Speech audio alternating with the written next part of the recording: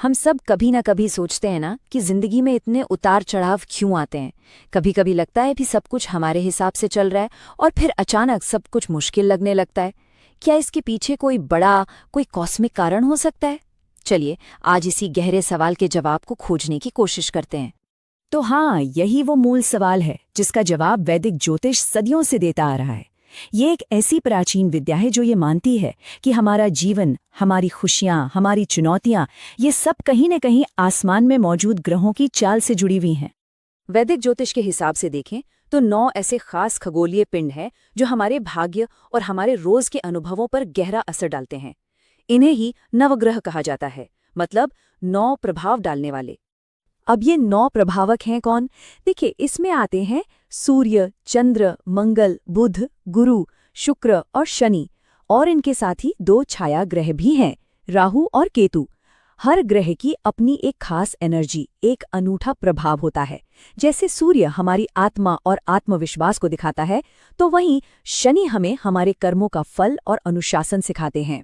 तो सवाल ये उठता है कि क्या हम इन ग्रहों के असर के आगे बेबस हैं या हम कुछ कर सकते हैं? जी हाँ, बिल्कुल कर सकते हैं। और यहीं पर वैदिक उपाय काम आते हैं। इन्हें सिर्फ पूजा पाठ समझना ठीक नहीं, ये असल में इन कॉस्मिक एनर्जीज के साथ तालमेल बिठाने के बहुत शक्तिशाली तरीके हैं। इन उपायों को हम एक तरह की टूलकिट समझ सकते हैं, जिसके 4 मुख्य हिस्से हैं। पहला है पूजा, यानी ग्रहों से जुड़े देवताओं की आराधना करके पॉजिटिव एनर्जी पाना। दूसरा है मंत्रों का जाप, जिससे एक खास तरह का वाइब्रेशन पैदा होता है जो हमें ग्रहों की ऊर्जा से जोड़ता है। फिर आते हैं रत्न, जो किसी ग्रह की ऊर्जा को बढ़ाने या संतुलित करने का काम करते हैं। और चौथा है दान, जिसके जरिए हम अच्छे कर्म करके एक संतुलन बनाते हैं। और ये उपाय कितने सटीक और स्पेसिफिक है, ये देखना बड़ा दिलचस्प है। मिसाल के तौर पर सूर्य ग्रह को देखिए। इसकी ऊर्जा भगवान विष्णु से जुड़ी है। इसके लिए माणिक्य रत्न पहनने को कहा जाता है, क्योंकि इसकी लाल चमक सूर्य की शक्ति को बढ़ाती है। वहीं शनिदेव के लिए, जो भैरव या हनुमान जी से जुड़े हैं, नीलम रत्न और जरूरतमंदों को तेल या काली दाल का दान करने की सलाह दी जाती है। लेकिन इन सभी सामान्य उपायों से भी बढ़कर एक रास्ता है। एक ऐसा रास्ता जो सबसे ज्यादा पर्सनल, सबसे ज्यादा शक्तिशाली माना जाता है। और वो है अपने इष्ट देवता को जानना और उनसे जुड़ना।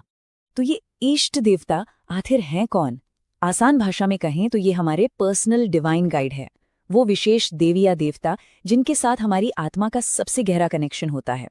और ये कनेक्शन हमारी जन्म कुंडली और हमारे पिछले जन्मों के कर्मों के आधार पर तय होता है। मतलब हर इंसान के लिए एक निजी दिव्य मार्गदर्शक जो हमेशा रास्ता दिखाने के लिए मौजूद है। एक बहुत पुरानी और गहरी कहावत है, एक साधे सब सधे, सब साधे सब जाए। इसका मतलब है कि अगर आप एक पर ही अपना पूरा ध्यान लगा दें तो सब कुछ हासिल हो जाता है, लेकिन अगर आप हर चीज के पीछे भागेंगे तो सब कुछ हाथ से निकल जाएगा। यही बात इष्ट देवता की अवधारणा का सार है। एक पर केंद्रित भक्ति का मार्ग ही सबसे असरदार होता है। ठीक है, तो अब सबसे जरूरी सवाल पर आते हैं। आखिर कोई अपने इष्ट देवता को पहचाने कैसे? अच्छी बात यह है कि वैदिक ज्योतिष इसके लिए एक बहुत ही स्पष्ट तरीका बताता है। देखिए, ज्योतिष में हमारी जन्म कुंडली एक कॉस्मिक मैप की तरह होती है, और इस मैप का 5वां घर या 5th हाउस बहुत ज्यादा खास है। ये घर हमारे पिछले जन्मों के कर्म, हमारे ज्ञान और हमारी भक्ति को दिखाता है। इसीलिए ज्यादातर विद्वान इष्ट देवता को जानने के लिए इसी घर का विश्लेषण करते हैं। अब ये काम कैसे करता है, चलिए इस टेबल से समझते हैं। मान लीजिए किसी की कुंडली के 5वें घर में मेष राशि है, तो उनके इष्ट देवता सूर्य या विष्णु हो सकते हैं। अगर वहां कर्क राशि है तो हनुमान जी। ये एक तरह का ज्योतिषीय रोड मैप है जो हमें हमारे सबसे सही आध्यात्मिक रास्ते की तरफ इशारा करता है। वैसे ये 5वें घर वाला तरीका सबसे आम है, पर यह अकेला तरीका नहीं है। इष्ट देवता की पहचान लग्न राशि से, जन्म के महीने से, यहाँ तक कि आत्मकारक ग्रह यानी हमारी कुंडली में सबसे ज्यादा डिग्री वाला ग्रह जो हमारी आत्मा को दर्शाता है, उसके आधार पर भी की जा सकती है। इससे पता चलता है कि ये परंपरा कितनी गहरी और विविध है। तो देखिए, हमने ग्रहों के असर से बात शुरू की, अलग अलग उपायों को समझा और फिर इष्ट देवता की इस गहरी और व्यक्तिगत खोज तक पहुंचे। ये सारी बातें हमें एक ही मंजिल की ओर ले जाती हैं, और वो है आंतरिक सद्भाव। तो असली सार क्या है?